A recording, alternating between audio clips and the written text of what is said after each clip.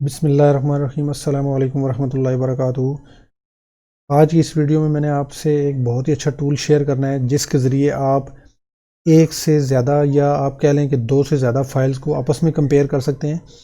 और ये वो फाइल्स हैं जो कि रिच टेक्स्ट फॉर्मेट की फ़ाइल्स नहीं हैं, यानी जो आम टेक्स्ट फाइल्स होती हैं या जो कि ऐसी फाइल्स जो कि नोट पैड वगैरह में ओपन हो सकती हैं या नोट पैड प्लस प्लस के अंदर वो ओपन हो सकती हैं और उनका फॉर्मेटिंग जो है उनकी और उनके अंदर जो जो भी इनकोडिंग है या जो भी उनके अंदर कंटेंट्स हैं, जो भी टेक्स्ट है वो ख़राब नहीं होता और उसको आप नोट पैड के ज़रिए सेव भी कर सकते हैं। तो ऐसी तमाम फाइल्स को आप आपस में कंपेयर कर सकते हैं और उनको फिर मर्ज भी कर सकते हैं।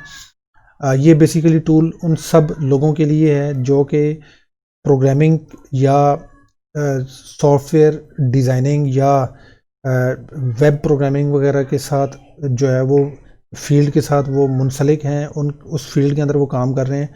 तो उन लोगों के साथ उन लोगों के पास ये टूल होना चाहिए ताकि मुख्तलिफ वर्जन्स के जो डॉक्यूमेंट हैं उनको आपस में वो कंपेयर कर सकें, देख सकें कि इस फाइल के अंदर क्या चेंज आई है और फिर अगर वो उन दोनों फाइल्स को वो मर्ज करना चाहते हैं तो वो मर्ज भी कर सकें। तो लेकिन मज़ीद आगे जाने से पहले मैं आपसे रिक्वेस्ट करूंगा कि अगर आपने अभी तक मेरे चैनल को सब्सक्राइब नहीं किया तो सबसे पहले मेरे चैनल को सब्सक्राइब कर लें और बेल आइकॉन को ज़रूर क्लिक करें ताकि जो भी नए कंटेंट्स हैं उनका सबसे पहले नोटिफिकेशन आपको मिल सके। तो चले आइए देखते हैं कि ये टूल कौन सा है।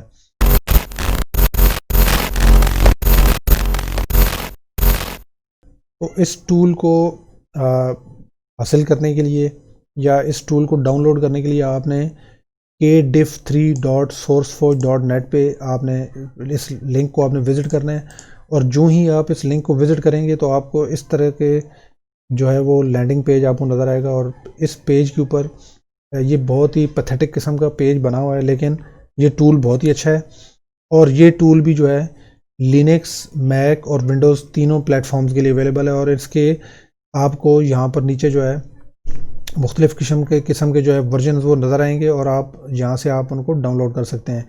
तो मेरे पास क्योंकि विंडोज़ है तो मैंने विंडोज़ के जो इसकी जो वर्जन था वो मैंने डाउनलोड किया है। तो डाउनलोड के जब लिंक को आप क्लिक करेंगे तो आपको सोर्स फोर्ज के इस पेज के ऊपर ये ले आएगा। यहाँ से आप लेटेस्ट वर्जन जो है विंडोज़ का आप डाउनलोड कर सकते हैं। और लेकिन अगर मैक और अगर आपकी इस टूल का नाम है kdiff3 और अगर आपके पास दूसरा कोई ऑपरेटिंग सिस्टम है, जैसे कोई लोग मैक के ऊपर काम कर रहे होते हैं तो कोई लोग जो है वो लिनक्स वगैरह के ऊपर कर रहे होते हैं, तो उसके लिए भी इसकी डाउनलोड जो है वो अवेलेबल है। तो यहाँ से जब मैंने डाउनलोड किया तो डाउनलोड करने के बाद आपको ये टूल जो है ये कुछ इस तरीके से इसकी जो है UI आपको नज़र आएगी। ये अभी लोड हो जाता है। जो ही आप इसको ओपन करेंगे तो ये आपसे पूछेगा कि कौन सी फाइल है बेस फाइल, यानी ओरिजिनल फाइल जो है वो कौन सी है। तो मैंने दो फाइल जो है वो जनरेट की हैं, फाइल A और फाइल B। तो ये बेस फाइल है मेरी फाइल A। फाइल B जो है उसको मैं दूसरे में कर सकता हूँ और C जो है इन तीनों को भी आप जो है वो कर सकते हैं। तीसरी फाइल जो है उसको भी आप लोड कर सकते हैं। और आप अगर मर्ज करना चाहते हैं तो यहाँ से आप मर्ज भी कर सकते हैं, लेकिन सबसे पहले मैं आपको दिखाना चाहता हूँ ये टूल करता क्या है। आप इसको ओपन करें, दोनों फाइल को जब आप ओपन करेंगे तो देखें ये फाइल जो है इसके अंदर कुछ टेक्स्ट था, सैम्पल टेक्स्ट। तो इस जो A फाइल है, जो बेस फाइल है, उसमें बेसिकली आप देख सकते हैं कि इसने इस पूरी लाइन को हाईलाइट किया है और इस पूरी लाइन को इसने हाईलाइट किया है। बेसिकली मैं बताने का मेरा मकसद ये है कि अगर आप इसको आगे थोड़ा चलें तो ये पूरी लाइन हाईलाइटेड है, लेकिन इसने मज़ीद इसके अंदर इसको ग्रीन किया है, प्रोवाइडिंग कंटिन्यूस डेवलपमेंट एंड। तो ये आप देख सकते हैं कि ये जो इस पूरे सेंटेंस के अंदर ये जो वर्ड्स हैं, ये वर्ड्स जो हैं ये यहाँ पे नहीं हैं। तो ये आपको इसने कंपेयर करके बता दिया कि इन फाइल्स के अंदर जो है कंटेंट्स में क्या चेंजेस हैं। अभी हम देख लेते हैं कि इसको मर्ज कैसे करना है। तो सबसे पहले आपने मर्ज जब करना है तो इसको यहाँ पर मर्ज के ऑप्शन के ऊपर आके आपने मर्ज करंट फाइल करना है और ये आपको बताएगा कि टोटल नंबर ऑफ कन्फ्लिक्ट्स कितने थे, यानी कितनी जहाँ पे कितनी मिस मैचिंग्स थी वो कन्फ्लिक्ट थे 1। Number of automatically resolve conflict 0 आ रहे हैं और नंबर ऑफ़ अनसॉल्व कन्फ्लिक्ट 1 आ रहे हैं। तो ये बेसिकली यहाँ पर ये दिखा रहा है कि ये लाइन ए के अंदर जो है इसने मर्ज करने के बाद ये आपको आउटपुट दिखाई है बेसिकली, तो फाइल बी के अंदर जो है ये आउटपुट करेगा। अगर इसको मैं यहाँ से, तो ये फाइल बी की वो दिखा रहा है आपको कन्फ्लिक्ट्स। तो क्योंकि यहाँ पर कन्फ्लिक्ट आ रहा है इस लाइन के ऊपर, ये लाइन जो है इसने हाईलाइट की हुई है, और अगर इसको मैं कहूँ कि अगर तुम फाइल ए के अंदर इसको दिखाओ तो ये फाइल ए के अंदर दिखा देगा। तो अब हम इसको करते हैं जी, हम इसको मर्ज करते हैं।